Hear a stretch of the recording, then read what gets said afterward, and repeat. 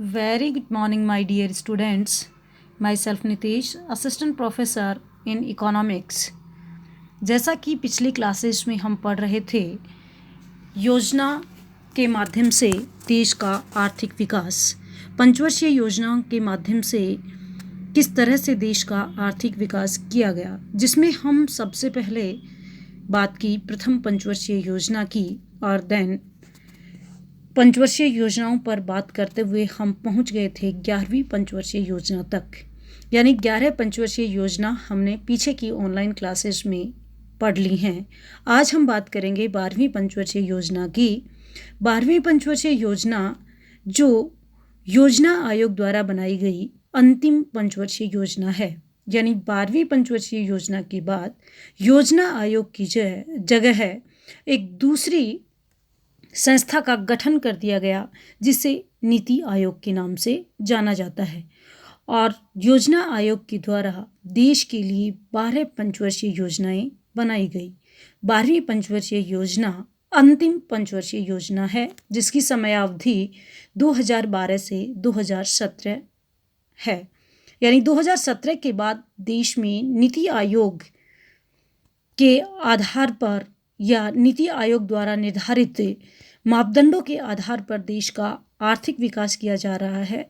उससे पहले पंचवर्षीय योजनाओं के माध्यम से देश का आर्थिक विकास किया जाता था और योजना आयोग और राष्ट्रीय विकास परिषद मिलकर पंचवर्षीय योजनाओं का निर्माण करते थे और पंचवर्षीय योजनाओं के आधार पर देश का आर्थिक विकास किया जाता था। और 12वीं पंचवर्षीय योजना है। आज की क्लास में हम 12वीं पंचवर्षीय योजना पर बात करेंगे। इसकी अवधि 1 अप्रैल 2012 से 31 मार्च 2017 तक रही। महत्वपूर्ण उद्देश्य जो है वो है तीव्र धारणीय एवं अधिक समावेशी विकास। धारणीय यानी सस्टेनेबल डेवलपमेंट और समावेशी विकास यानी विकास की धारा में जो पीछे रह गए हैं उनको साथ लेकर आगे बढ़ना। प्राथमिकता जो दी गई है वो ऊर्जा और सामाजिक क्षेत्र को दी गई है। कुल योजना आकार कुल परिव्यय Rs 97 लाख करोड़ रखा गया, जो पिछली योजना से 135% अधिक रहा है। आर्थिक समृद्धि वास्तविक सकल घरेलू उत्पादन में 8% वृद्धि दर का लक्ष्य लिया गया। कृषि क्षेत्र में 4% की वृद्धि दर, औद्योगिक क्षेत्र में 7.6% वृद्धि दर, सेवा क्षेत्र में 9% व विनिर्माण क्षेत्र में 10% की वृद्धि दर। निर्धनता और रोजगार पे 12वीं पंचवर्षीय योजना के अंत तक उपभोग एवं गरीबी के अनुपात में 10% तक की कमी लाना है।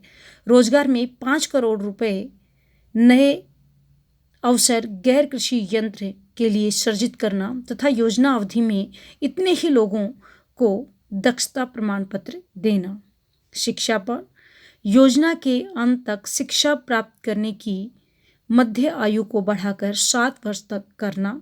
अर्थव्यवस्था की आवश्यकताओं के अनुरूप कौशल के दृष्टिकोण से प्रत्येक आयु वर्ग को उसके मुताबिक शिक्षा प्रदान करना तथा उच्च शिक्षा के लक्ष्य को प्राप्त करना।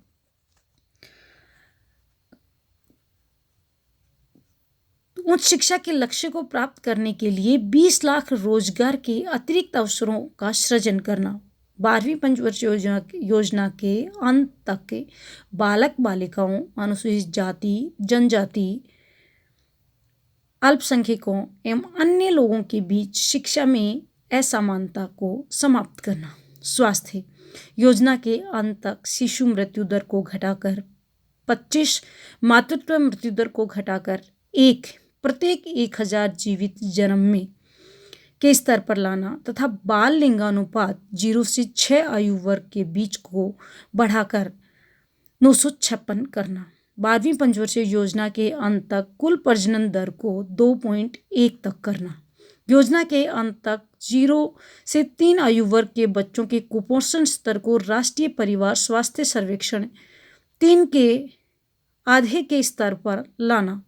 ग्रामीण आधारभूत संरचना 12वीं पंचवर्षीय योजना के अंत तक आधारभूत संरचना पर व्यय को सकल घरेलू उत्पाद के 9% के स्तर पर लाना, योजना के अंत तक 90 मिलियन हेक्टेयर के वर्तमान सकल सिंचित क्षेत्र को बढ़ाकर 103 मिलियन हेक्टेयर करना, 12वीं पंचवर्षीय योजना के अंत तक सभी गांवों तक बिजली पहुंचाना, योजना के अंत तक देश के सभी गांवों को सड़कों से जोड़ना, योजना के अंत तक देश के समस्त राष्ट्रीय एवं राजकीय राजमार्गों को कम से कम 2 लेन तक बनाना, योजना के अंत तक एक पूर्वी व पश्चिमी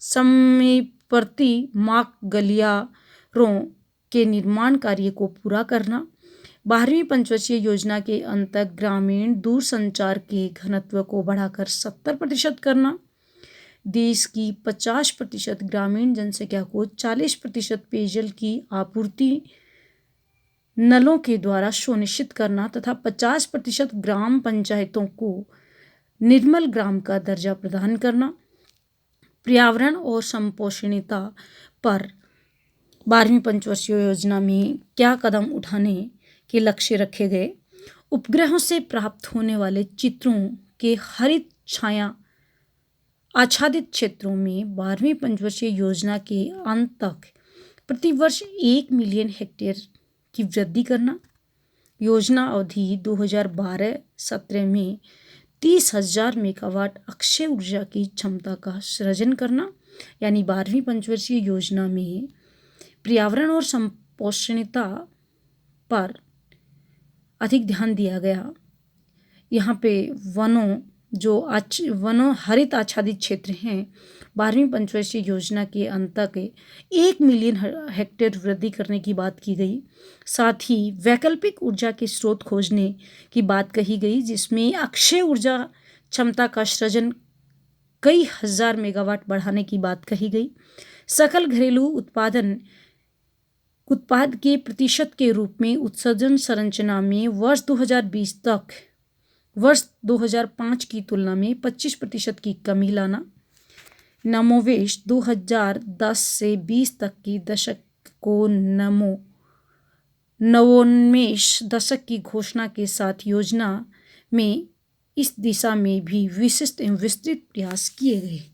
इस प्रकार हम देखते हैं कि देश ने किस तरह से पंचवर्षीय योजनाओं के माध्यम से आर्थिक विकास किया, और योजना आयोग जो एक संविधानोत्तर संस्था थी जिसका गठन 15 मार्च 1950 को किया गया था, जिसके द्वारा 12 पंचवर्षीय योजनाओं का निर्माण किया गया, और उसके बाद योजना आयोग की जगह नीति आयोग का गठन कर दिया गया। वर्तमान में देश का आर्थिक विकास या देश के विकास के जो नए फार्मूले हैं या किस आधार पर देश का विकास करना है, किन योजनाओं के माध्यम से करना है, किस तरह से हमें रिसोर्सेज का पता लगाना है, ये सारे काम अभी नीति आयोग की देखरेख में किए जा रहे हैं। और 12 पंचवर्षीय योजनाएं योजना आयोग द्वारा निर्मित की गई, और वर्तमान में योजना आयोग की जगह नीति आयोग अपना कार्य कर रहा है। Thank you. आज की क्लास में इतना ही। अगली क्लास में हम फिर मिलेंगे किसी नए टॉपिक के साथ में, और तब तक के लिए धन्यवाद।